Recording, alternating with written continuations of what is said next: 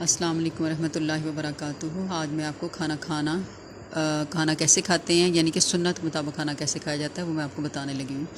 سب سے پہلے نبی کریم صلی اللہ علیہ وسلم نے فرمایا کہ کھانا کھانے سے پہلے آپ صلی اللہ علیہ وسلم دونوں ہاتھوں کو دھو لیا کرتے تھے۔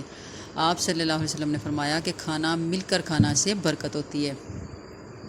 جب کھانا شروع کریں، آپ کے سامنے کھانا آ جائے تو بسم اللہ پڑھ کر کھانا شروع کریں، اور ہاتھ اپنے آگے سے، اور جب بھی آپ نے کھانا کھانا ہے اپنے آگے سے جو آپ کا کھانا ہے وہیں سے آپ نے شروع کریں۔ اور جب تم میں سے کوئی کھانا کھائے اور کھانا شروع کرنے سے پہلے بسم اللہ پڑھنی جب آپ کو نہ یاد رہے، یعنی اگر آپ بسم اللہ پڑھنا بھول جائیں تو جب آپ کو جب بھی یاد آئے تو فوراً آپ نے بسم اللہ اولہ و آخرہ پڑھ لینا، یعنی اللہ کے نام کے ساتھ شروع کرتا ہوں یا کرتی ہوں، شروع میں اور آخر میں اللہ ہی کا نام ہے۔ اس کے بعد پھر آپ یہ دعا پڑھیں، اللہم بارک لنا فیہ وأطعمنا خیرا منہ، اللہم بارک لنا فیہ وأطعمنا خیرا منہ، اے اللہ ہمارے لیے اس کھانے میں برکت عطا فرما اور ہمیں اس سے بہتر کھانا کھلا۔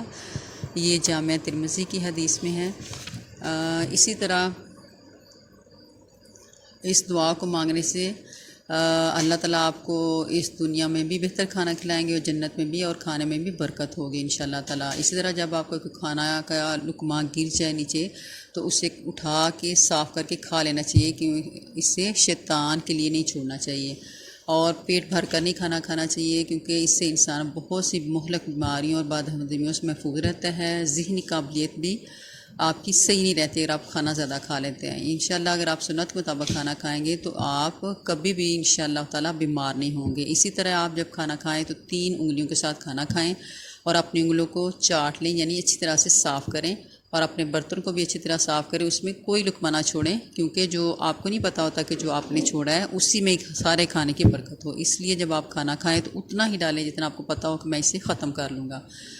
تو 3 انگلیوں کے ساتھ کھانے سے لقمہ تو درمیانہ ہوتا ہے، اور 5 انگلیوں کے ساتھ کھانے سے لقمہ بڑا ہو جاتا ہے، اور معدے میں کھانا جلدی پہنچتا ہے اور جو نقصان دہ ہوتا ہے۔ اس طرح ہمارا کھانا بھی جو ہوتا ہے وہ اچھی طرح ہضم نہیں ہوتا اس طرح۔ اسی گھر میں اگر آپ کھانا کھانے کے بعد ہاتھ دھونا بھی سنت ہے۔ اگر آپ کھانا کھائیں اور اس گھر میں انشاءاللہ تعالیٰ برکت ہوتی ہے، جس گھر میں ہاتھ دھو کر کھانا کھایا جائے، اور کھانے کے بعد بھی ہاتھ دھونا سنت ہے، اور کلی کرنا سنت ہے کہ آپ جب کھانا کھا لیں ہاتھ دھوئیں اور کلی کریں، اور پھر یہ دعا پڑھیں، الحمدللہ الذی اطعمنا وسقانا وجعلنا مسلمین۔ یہ تمام تعریفیں اللہ تعالیٰ کے لیے ہیں جس نے ہم کو کھانا کھلایا اور سیراب کیا اور ہم کو مسلمان بنایا۔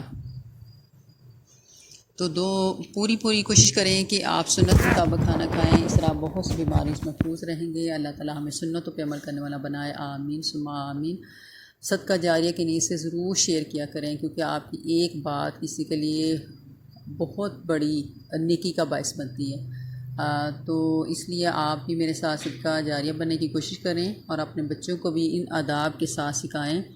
یہی آداب کہ سنت کے مطابق ایک سنت پوری کرنے سے نبی صلی اللہ علیہ وسلم نے فرمایا کہ جہاں میری ایک سنت پوری ہے اس کو 70 شہیدوں اور چاہے تو اس سے بڑھ کر اس کو اجر ملتا ہے۔ اللہ تعالیٰ ہمیں سنتوں پہ عمل کرنے والا بنائے، آمین ثم آمین۔ السلام علیکم ورحمۃ اللہ وبرکاتہ۔